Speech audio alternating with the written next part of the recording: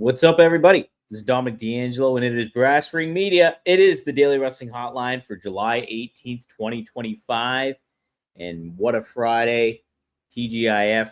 We got TNA Slammiversary happening on Sunday. And AJ Styles making his return. Pretty darn cool. That's something to be very excited about. Man, yeah.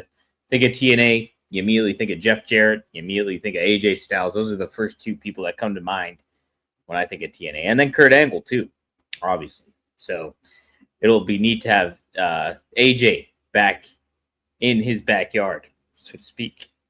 But guess what I wanted to talk about today is I wanted to talk about Superman, the movie, and how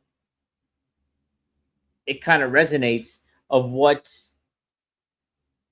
America, the world, is kind of looking for right now. And that's just like a good old-fashioned hero in certain ways. I know this sounds weird, but it's just like and it made me think, like, when I was watching the movie, I'm like, man, how does wrestling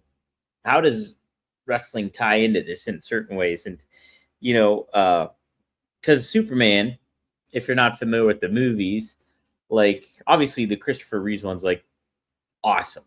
The Christopher Reeve, like, just epitomized it, gave like this cool, he looked like Superman, great dynamic as Clark Kent and Superman, and just really gave off a optimistic kind of vibe. Now, when they redid Superman for the big screen, we had Henry Cavill, who looked great like Superman, but I was not a fan of Man of Steel. That took a darker turn, like where they kind of made it more along the lines of a Dark Knight situation. Christopher Nolan, even though it wasn't him, it was Zack Snyder and stuff, but it took away from what Superman was appealing about Superman, I guess.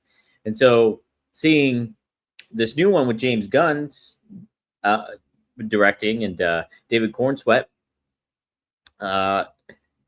like, I liked it. I gave it an 8 out of 10. Now I do think it had some missteps, and I think they could have done some things a little bit differently in regards to setting things up and focusing a little bit more on some aspects of, like, I would like to see more Clark Kent in there.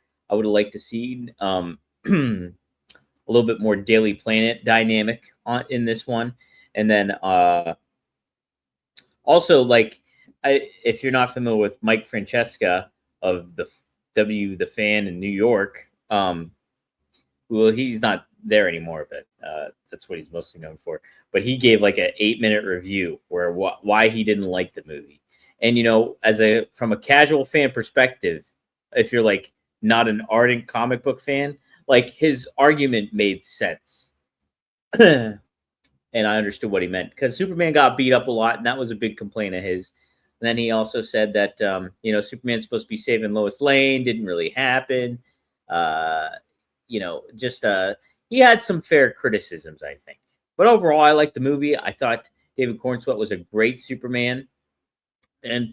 But the crux of it all is, I think it made me think about wrestling. And, like, I'm like, man, yeah, you just need a great baby face, like a really, really good baby face. And I think Cody Rhodes has basically been carrying that torch for the past couple of years with WWE as this all-American, Boy Scout baby face. And it's clicked and resonated with people. Very much so. And it made me kind of think too, when I was about to hit record on this, is like, do they turn Cody heel? And to be honest, I don't think they really should. I really don't. No matter what direction you go in, I think Cody should stay that constant right now. I don't think it benefits WWE as a product to turn him heel. Because I really, I think Jey Uso is a great baby face, but I don't think he's to the level of Cody. I don't think, and then I'm trying to think, like, Roman's his own type of baby face. So, and Roman's not there all the time. So I think Cody, like, and depending on what happens here, who knows where things are going to go with Cody. He's been a lot more involved with Hollywood and stuff like that. But like I would almost try to find somebody that could fit that bill, next to, after Cody.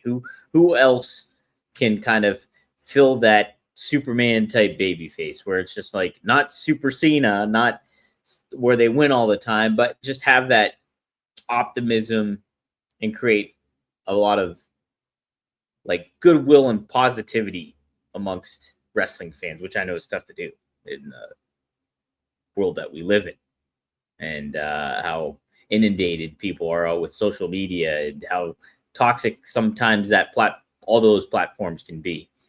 Yeah, no, I just was and I'm like trying to think of some names that could kind of take up that mantle if Cody were to just go away, or there's other aspects. But I really don't think you should turn Cody heel. I don't think that would be any kind of benefit for that. Somebody I'm just thinking of right now, and this is early on, that I thought about this when they were in NXT, Julius Creed. Now I know he's with, oh my God, why am I blanking on the American? What is it called? America. Oh my gosh, I can't think of the name. But whatever faction he's in, I gotta look it up. I can't just sit there and let it happen like that. Chad. Let's see if it comes. Not American Alpha, Gable. American Made? Is that right? Is that the faction? It sounds so weird because I thought about American Made. I'm like, no, that's Hulk Hogan's theme in WCW. But yeah, that's the faction name. Yeah, Julius Creed. He would be a great one.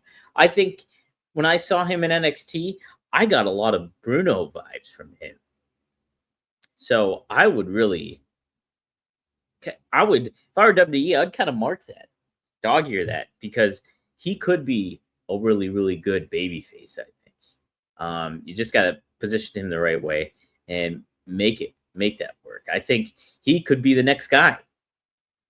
Is that weird to say? I don't think so. I like him. I tell you what, WrestleMania weekend in Philadelphia, so WrestleMania 40, I was there. I was credentialed to go see SmackDown and Raw, both shows. But I believe it was the taping, one of the main event. It was a main event taping. It was between Ivar and Julius Creed in singles action, and the crowd was into it. They were chanting, "This is awesome," and both guys were just awesome at it. They were doing wonderful, and I was just like, "Man, Julius Creed has something about him. He's got a presence about him." I actually asked, I believe I asked Shawn Michaels about that, Julius Creed, and ask about his potential. And Shawn put him over too when I talked about that. This was a couple of years ago, but Julius Creed could be the guy. He could be the Superman, the Clark Kent, something going on. I would definitely not lose that kind of optimistic baby face kind of thing. So there's my thoughts. That will do it. I did 5 hotlines this week. I did it Monday through Friday as it's supposed to happen. So there we go. Good on me. If you guys haven't yet, check out the previous hotlines this week. I try to make them all different topics that are kind of evergreen in kind of certain ways, but kind of not too. So they're topical though. So tune into them. And sign up for the Patreon. Go to patreon.com/BraxtonMedia. Support Zach Hador and Tyler Sage, Ashley Mann, Robert, a whole great team we got going on there. So, and if you haven't, check out this Monday will be the new episode of One of Kind with RVD. We talk about Jelly Roll getting in the ring. Rob gives his thoughts on that. Rob reacts to Goldberg versus Gunther. He talks about we go into detail about the early days of CM Punk, where Rob was on the roster at that time, and gives his experience with Punk and Paul Heyman, the early days of Punk and Paul Heyman.